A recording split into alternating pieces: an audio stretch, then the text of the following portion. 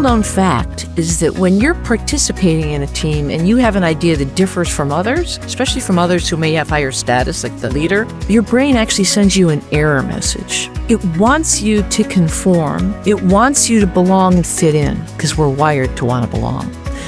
You want to hear the disagreements. You want the debates, especially when you're diverging. There's a time in conversation when you're diverging and a time when you're converging and we're no longer taking new ideas. But when we are in the point where we're taking in new ideas, we want to hear from everyone. Other leaders bring in symbolic things, put them on the boardroom table and say, when you disagree, point to that. And so it's an invitation that helps you override the message in your brain that says fit in. Welcome to Leadership, the podcast where leadership meets real-world insights. In each episode, you can eavesdrop on exclusive conversations with top thought leaders, best-selling authors, and experts in leadership, communication, relationships, culture, and everything else that shapes your effectiveness in the workplace and in your personal life. Leadership is here for you. Now, here's our host, himself a seasoned coach and best-selling author, Dr. Roger Dean Duncan. Hello, everyone. Thanks for joining us. Welcome to another episode of Leadership. This is the podcast where we explore the art and science of leadership with thinkers who challenge conventional wisdom and elevate the way we work. My guest for this episode is Dr. Vanessa Druskat, a renowned organizational psychologist and author of The Emotionally Intelligent Team. Vanessa's groundbreaking research has helped redefine how we think about team dynamics, emotional intelligence, and collective performance. Her work goes beyond individual EQ. It's about how teams build trust, navigate conflict, and create cultures of psychological safety that drive results.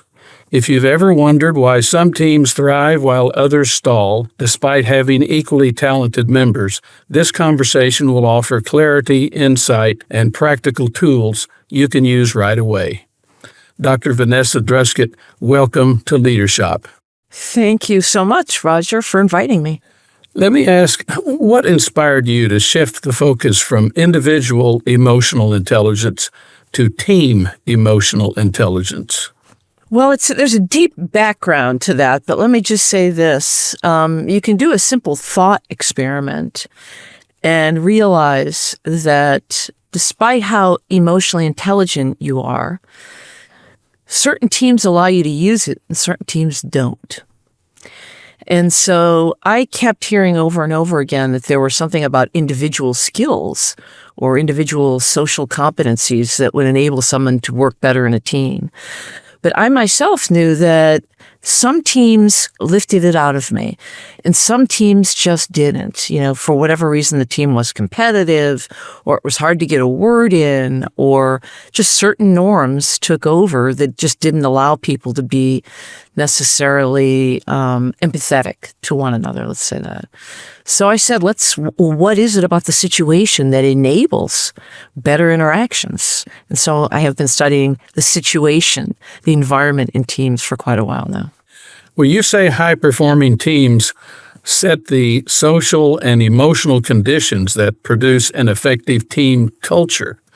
In other words, team performance depends less on the talents of individual players than on how they interact with each other. Tell us more about that. Well, you bet. A lot of people have heard of the concept of 1 + 1 = 3, so what you want to produce from a team is greater than the sum of the parts. Mm-hmm. So you're really looking for something new and different, something innovative from the team. Well, that requires people to interact with one another, exchange ideas, listen, hear, and build on one another's ideas. And that requires a certain environment. It requires people to take risks with one another, for people to listen carefully to one another. And that happens more often in some environments than in others. There's something about entering a group environment that makes people very sensitive to the way they're treated. And so what I find in some emotionally intelligent environments, people are more relaxed. They can be themselves. They feel valued. And so they're more likely to build, 1 + 1 = 3 and be more innovative. So in terms of observable behaviors, what does emotional intelligence look like in a high-performing team? Sure. What it looks like is first engagement, intensity. Everyone's in. You don't have some people out. Everyone's heard. We've known for decades now, those of us who study group dynamics, that the best decisions are made when every single person gets heard. So you're wasting talent, and I see awful lot of teams that listen to a few, high status leaders in the team, or the people who seem to know more, talk like they know more, or they're extroverts, right? We tend to leave the introverts out a little bit too often. Well, not an emotionally intelligent team. When you walk in the room, there's an intensity and an efficiency, in fact. When everyone's listening carefully and everyone's adding and they're all in, it's a beautiful thing to see. So what's the number one marker of an emotionally intelligent team in the workplace? What do you look for? You say listening, being able to listen, et cetera. Tell us a little more. Well, I would say there's actually two different markers, but the first marker is that people seem to know one another. So when I'm talking to Roger, I talk one way. When I'm talking to David, I talk another. When I'm talking to Vanessa, I talk another, right? So I know who you are. I know how to pitch my ideas to you. I know, let's say, Roger, you talk longer than other people. I'm going to listen more intently, right? I'm going to listen for that. David's going to be quick, right? He's going to say something fast, and I got to catch it a different way.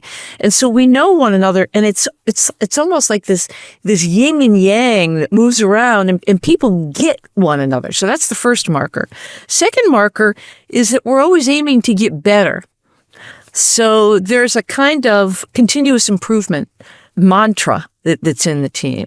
And, I first saw this in my very first study with a group of, I went in with my advisor when I was a doctoral student into a manufacturing organization in North Carolina.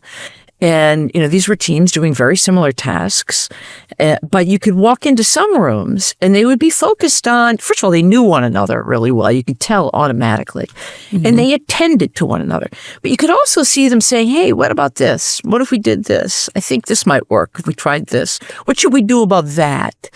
I remember, for example, one of the biggest problems in that manufacturing organization was downtime. This was a team that these teams, the organization ran 24 hours. And so if you had downtime, you couldn't be producing the product. And so in the great teams, they would watch folks who were fixing their equipment.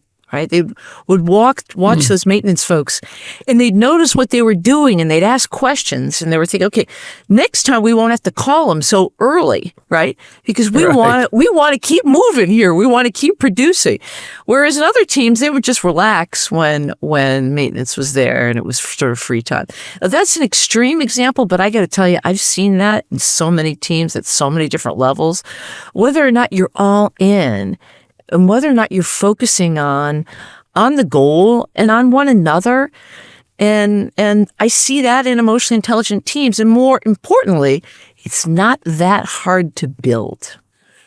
Well, I had an experience, and I have it often, fortunately. Just this last Sunday, we had a 4-generation family dinner. And I'm sitting there talking with 3 of my darling little great-granddaughters. Now, they're from the same gene pool, same parents, same environment in the home, different personalities. Yes. And they have learned unconsciously, my guess is not a single one of them have ever used the term emotional intelligence. I mean, the oldest one is not quite 9. Well, she'll be 10 soon. The youngest is 3.5. But they are so tuned into each other, and I've learned to interact with them just a little bit differently because they have different personalities. They process information differently. Yes. So it occurs to me, this is an old duh for somebody like you, families can have and should have emotional intelligence, and a family is certainly a team. Yes. Well, this is going to be my next book, Roger.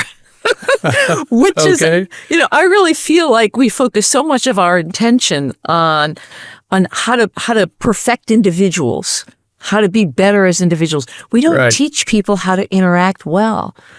How to learn more about one another, how to meet one another's needs in interactions, right? Right. And so I really feel like I'm part of a movement that's saying the next level of what we need to teach leaders and families and school kids, college students, is how to interact well with one another. And it begins with understanding one another, getting to know one another's unique skills, unique needs, one another's stories. I mean, what you just said about your great-granddaughters is just brilliant. Yes, everyone's different. They need to be heard differently. And it's as true for them as it is for the CEO level teams that I work with. And in many cases, most cases, maybe all cases, it begins with putting your phone down. Oh, yeah. Oh, yeah. Yes.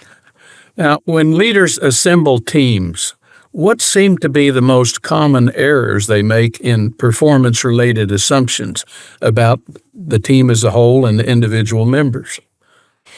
The biggest error they make is they assume that if they get talented, smart, capable people, that this is going to build a great team, that all they need to do is compose the team well. Yeah. They don't realize that they also need to develop interaction norms, processes, ways of doing things together that build the team. We don't teach them that. That's part of my motives right now are to help leaders learn how to build team. And let me give you an example for that. I have a former graduate student who knows the kind of work I do very well. And we were talking just a couple of weeks ago, and he was telling me about what he does when he starts off new teams. He gives each person 7 minutes to tell their story. And so they go around and this is the first meeting, and they do other things as well. But if don't ask me why it's 7 minutes. I think it's just an interesting way of saying you've got some time to share information about yourself. Right. Who are you? What do you care about? What's your background? What do you want us to know about you so that we can work well with you? Well, he says it changes everything right from the get-go, right? And the people interact with one another differently. They're more invested in one another. That's another thing that you see in emotionally intelligent teams.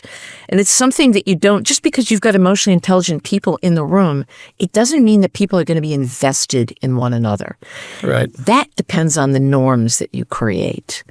Well, I think that's a very smart way to begin interaction with the team. And I think I would want to follow up by engaging them in a conversation about what will be the rules of engagement. Yes. How are we going to get along? How are we going to follow up on a question for somebody? How will we interact with someone who proposes something that we disagree with? Let's agree now how we're going to do that. I think that kind of conversation can lay the groundwork for some pretty good work together. Absolutely. Absolutely. The dilemma becomes that many leaders do that and then they never follow up. Right. It just disappears. And so they don't go on and say, okay, how are we going to call it out when we see it? And let's write this down and let's put it on our agenda so we remember what it is that we're caring about here.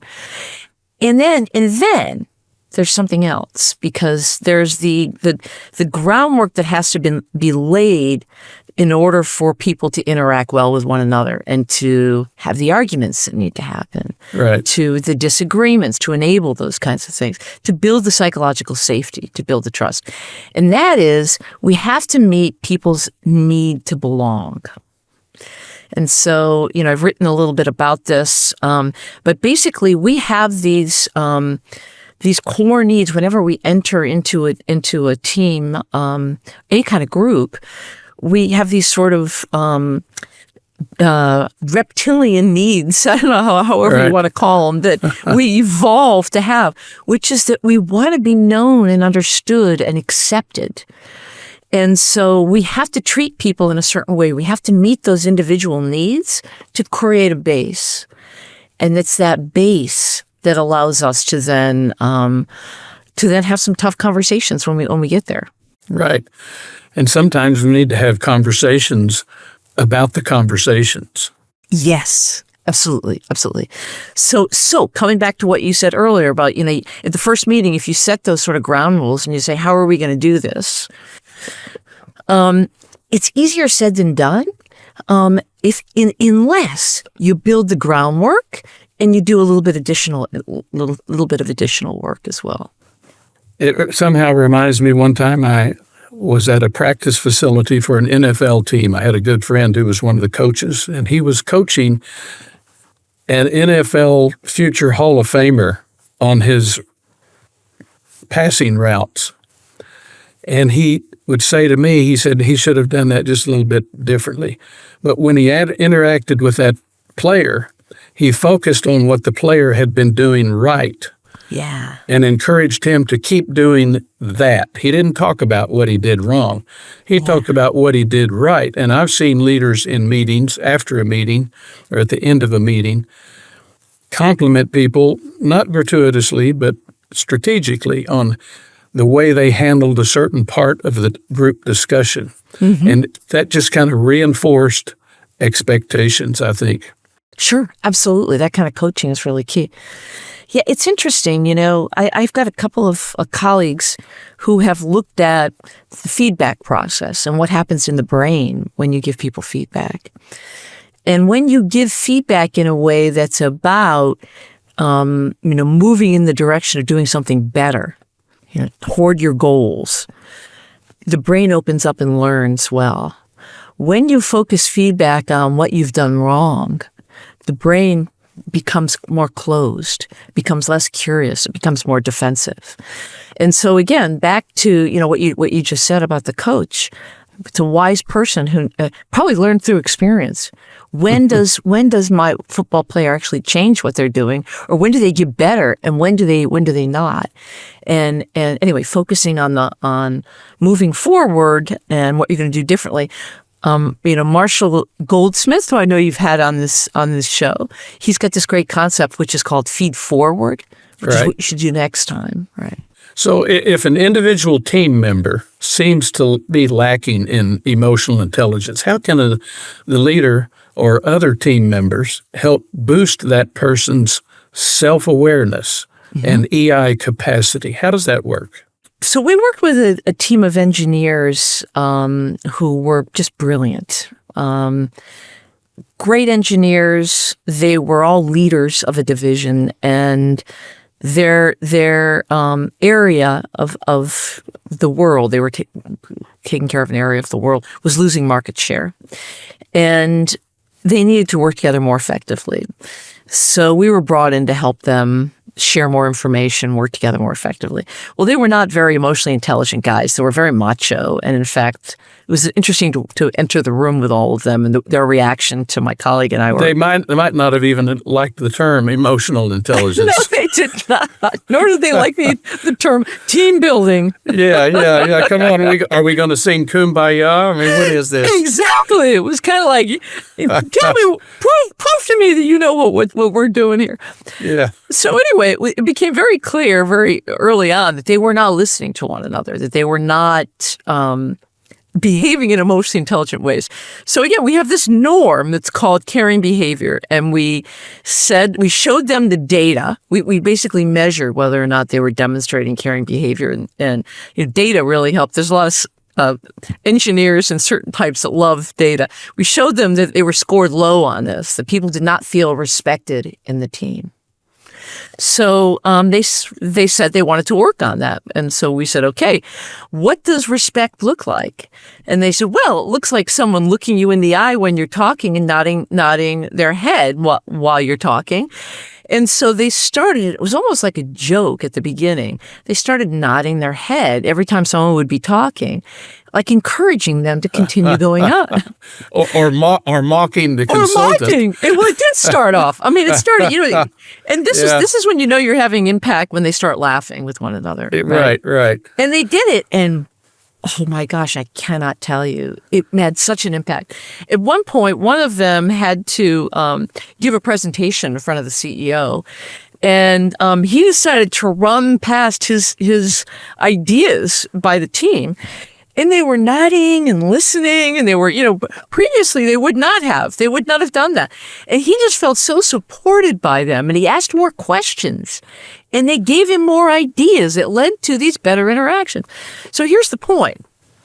When you have routines that require you, expectations that you're going to listen, it pulls out what little emotional intelligence you have. And it works. So I've seen things like that happen over and over again. I'll give you another example of a norm that we've found super important. I think I might have mentioned earlier that it's really important for every team member to participate. And little known fact is that when you're participating in a team and you have an idea that differs from others, especially from others who may have higher status, like the leader, your brain actually sends you an error message. It wants you to conform. It wants you to belong and fit in because we're wired to want to belong. And so you have to develop norms, ways of encouraging people to disagree. And so we have a norm that we call support expression. And what that means is that you have various tools, terminology, things that you use, symbols that you use that remind people you want to hear the disagreements. You want the debates, especially when you're diverging. There's a time in conversation when you're diverging and a time when you're converging and we're no longer taking new ideas. But when we are in the point where we're taking in new ideas, we want to hear from everyone. So anyway, we've seen some great teams come up with different ideas. One leader had a little card. He put free wine on it, WHINE, with a little glass of wine. Yeah.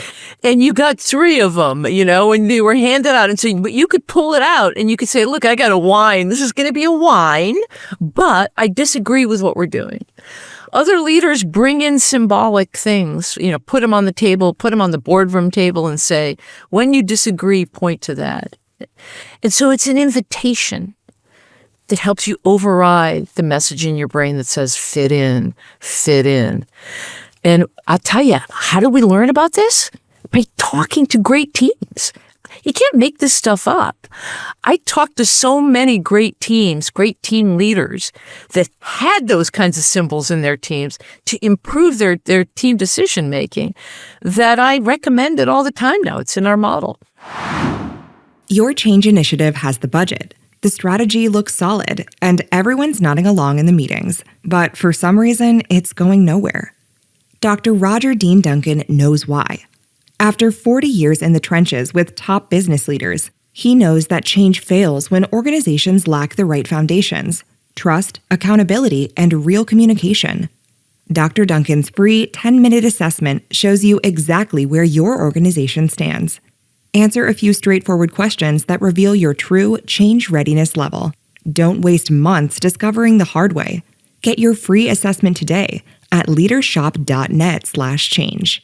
Again, that's leadershop.net/change. It seems to me, and it's my experience, that the more explicit you are in talking about and agreeing on those norms, the more people are inclined to adopt those norms and feel comfortable in doing so. Yes. You can't just dance around the issue. No, you can't. It's got to be clear. Yes. So let me ask, what role does feedback play in a team's performance, and what seems to be the best way to solicit and deliver the feedback? Sure. So a couple things. In a team, you need feedback for individuals, and you need the team to talk about the team, how well the team is doing, and individuals to give the team itself feedback, right? Which you can think about as giving the leader feedback, I suppose. So one of the things, so there's a couple of norms that we have. So let me talk about the easy one, which is the people giving the team feedback. We have a norm that we call review the team. We used to call it team self-evaluation, but it's basically where you stop and everybody gives in information about what we might do differently. And it's often about future focus. What is going right? What isn't going right? Are our norms serving us well? Once you have the idea, once you understand what norms and routines are, I like to call norms routines and habits. And so when you think about our routines, are they working well for us right now? What needs to change? And as you know very well, Roger, there's so much change going on in organizations right now. Having those kind of continuous improvement conversations matters enormously. And I can tell you stories of teams I've seen do it really well. But anyway, that's the first very critical norm, is that the team stops periodically and reviews how it's operating. With regard to individual feedback, we've taken on what we've learned from the great teams, which is that everybody needs feedback. How are we going to give it to you? So we recommend, and in my book, I have a series of questions that you can ask in a conversation, which is that you ask people, how do you want the feedback? Right? So Roger's going to want it one way, Vanessa's going to want it another way. And we just have a conversation about it. And then we also define, what are we going to give feedback on? And we take the mystery out of that feedback. And wait, there's a number of things that I offer in my book that can help a team make feedback normative. And I'll tell you, the teams that take on these norms, people learn and develop in ways that they never would without that norm in the team. If you don't mind, and I've never done this, I'm going to share something from my book, Change Friendly Leadership, that addresses exactly what you're talking about. Good. I'm going to read it. The Tennessee Valley Authority is one of my clients, or at least it was when I wrote the book. A major department at TVA, it has more than 650 people and serves all of the organization's other 13,000 people, has had challenges with meeting behaviors. So the top managers resolved to model the behaviors they expect in others. They do it with small stuffed animals they bought at a dollar store. Great. Good. If someone is behaving like a bully, a colleague will toss a gorilla into his lap. If someone is hogging the time, he'll get a pig in his lap. If someone is throwing out a lot of bull, he gets the cow. If someone needs to speed things up, the rabbit will be his new friend. And the donkey is tossed to anyone who's behaving like, well, you get the idea. I have seen them many times use this, and it totally changed the dynamic, the norms, everything involved in the behaviors and the effectiveness of that particular team. Yes. It was a fun thing. People weren't insulted. They would laugh and then self-correct. Yes. Yes. It's perfect. It's perfect. Yeah. That is such a great example. Thank you for that. What role does trust play in team emotional intelligence? Trust of the leader, trust of other team members, and even trust of oneself. Well, trust is one of the outcomes that we've measured from TMEI norms, but I know specifically that it comes from getting to know people. So the first cluster of norms, which is treating one another with care and respect, getting to know one another. You can't build trust if you don't know the people around you. And you can't build trust if people are treating one another with all the things you just talked about.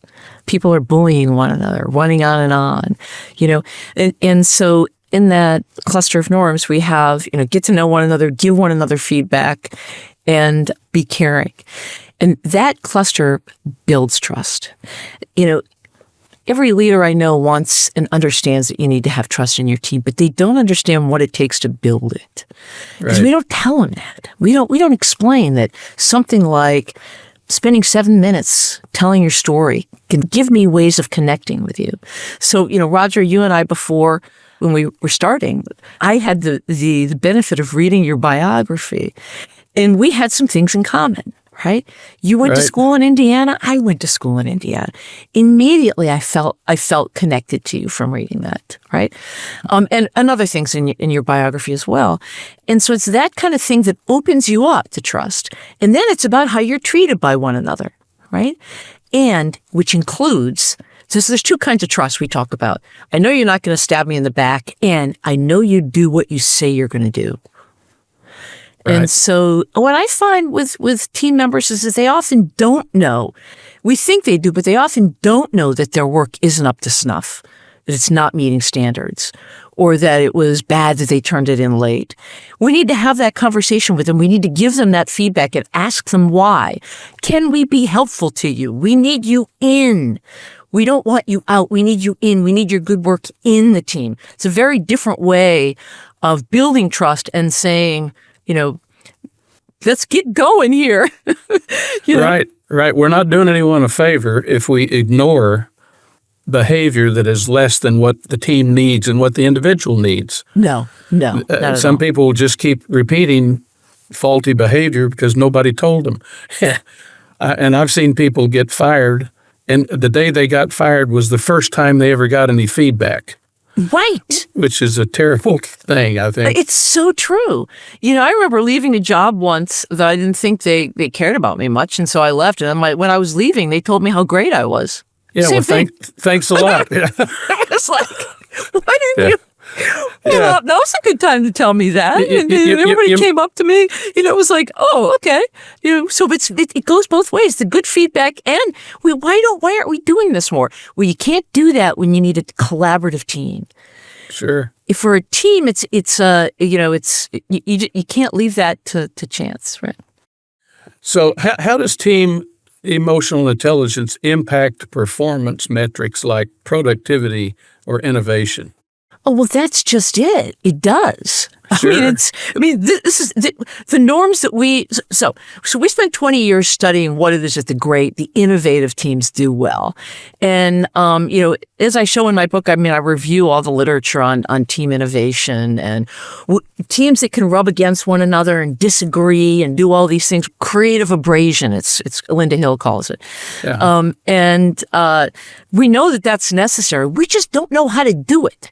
Well, my colleagues and I went out and studied those great teams that are doing it, and we built this model. So we spent 20 years doing that, and then we spent another 15 going out on the road teaching teams this to see if it would improve their performance.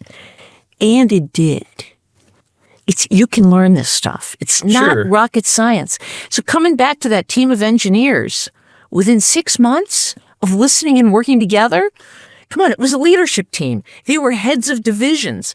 Everything, the way they interacted affected the whole organization flowing down. And when they started interacting better, sharing ideas with one another and learning more, within 6 months, they'd regained the market share that they'd lost. I could tell you more stories about that, but I don't want the team to know who they are. I don't want to let it be known. The potential was always there. The potential was always there. That's why we have teams. It really can be more than, greater than the sum of the parts if you have people collaborating well, and it's not rocket science. The secrets from the best teams, I show them to people and they're like, yeah, okay. I said, no, go out and do it. It's not as easy as it looks, but you can do it if you want. Right. So how can remote or hybrid teams build emotional intelligence without physical proximity? I could see maybe a Zoom call, half a dozen team members, and the leader says, share your story for 7 minutes. I could see that. What else can be done with hybrid and remote teams? Yeah. So with hybrid and remote teams, a couple things you have to worry about is the psychological distance between people. And what I've found and what research finds is that when you're separate from people, you have this feeling that everyone else is connected but you. So we have this, we look for the negative feedback of why, we tend to feel more distant. So you have to emphasize, you have to really turn these norms into rules and habits that don't get moved, don't get pushed. So I can say this easily because I've been working with hybrid and remote teams for a long time. I think my colleagues and I had the first ever Zoom capability. We started using Zoom when it very first came out because we worked with so many teams, and we said, look, it's going to be better if you can see each other's faces at least. Yeah. And the teams that we worked with that way were much better off during the pandemic they would come back to this norm of reviewing the team, which so everybody got in the room together. What do we need from one another? Now that we're working, we're not seeing each other face to face. What do we need? And how are we going to get to know one another? Everything has to be more deliberate. I just wrote a paper with some colleagues of mine on how important it is to feel a sense of belonging in the hybrid team. I was on a doctoral dissertation. The woman was collecting this data on belonging in teams, a graduate student, during COVID. And she was assessing belonging. And what she found was belonging was higher in some teams than in others. And sure enough, the reason was because they were focusing on that. They were focusing on, what do you need from us? What kind of help do you need? Let me give you this is some important data. Interesting research on eye contact in teens and what it means. It's a caring behavior to look at someone when they're talking, right? Well, how do you do that online? Well, one way you do that online is you look at the screen. You don't pick up your phone. You don't look away. You don't look like you're multitasking. Turns out it matters more online than in person. People are noticing what you're looking at. They don't need to have you looking at the little camera, but they need to know you're paying attention to them. Coming back to those engineers nodding their head up and down. They need that affirmation. And I just want to say that this is an involuntary need. So, and I review this in my book, that some of the most interesting research that's come out in the last 2 decades on team behavior has come out from sociobiologists, anthropologists, psychological anthropologists who study what human beings need in order to cooperate and collaborate. We've always needed one another. We've always needed one another to make better decisions. And we've always needed norms. So how do the norms need to change in a hybrid team?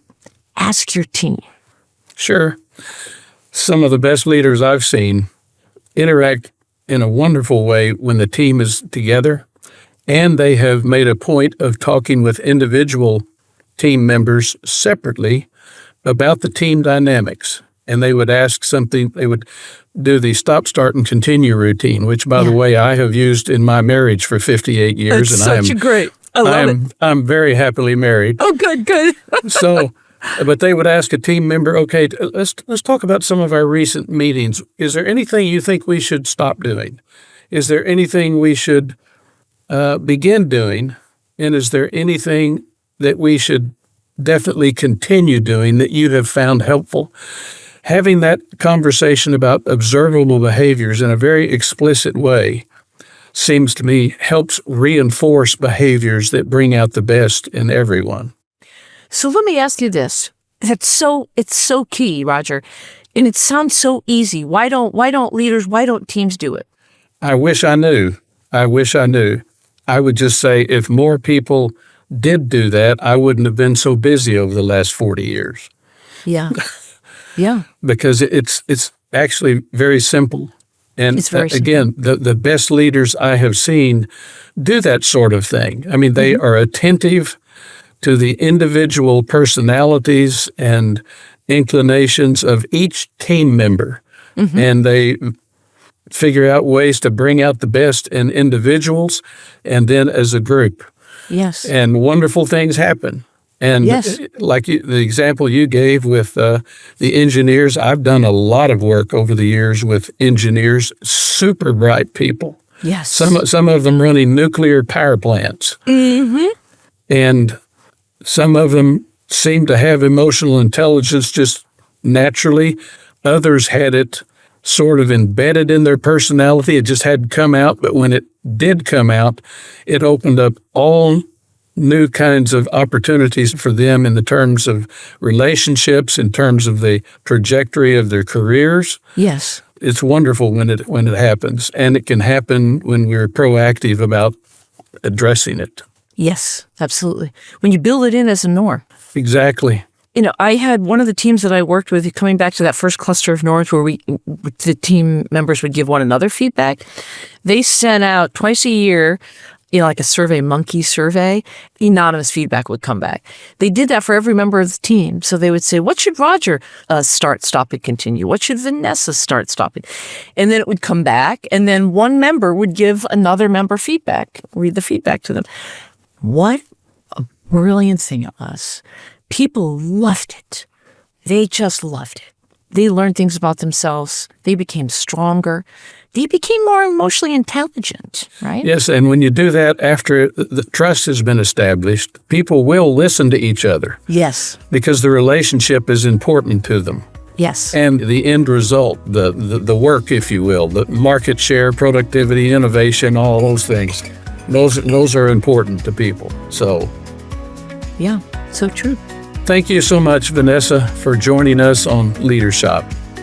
Thank you, Roger. My pleasure. Fun learning from you, and I appreciate everything you do. It's been a joy. You've reminded us that emotional intelligence isn't just a personality trait, it's a collective capability. When team members learn to tune into each other's emotional signals, regulate group dynamics, and foster trust, they unlock a kind of performance that no individual can achieve alone. If you're leading a team or a part of one, this conversation offers a roadmap for building deeper connection, more resilience, and better results. If you found this episode valuable, please share it with your team, your network, or anyone else who's ready to lead with more heart and more impact. And be sure to leave a review. Even a single sentence fuels the algorithms that promote the great content that Leadership offers. And for free resources to help you in your leadership journey, go to leadership.net. That's leadership.net. Thanks again for joining us.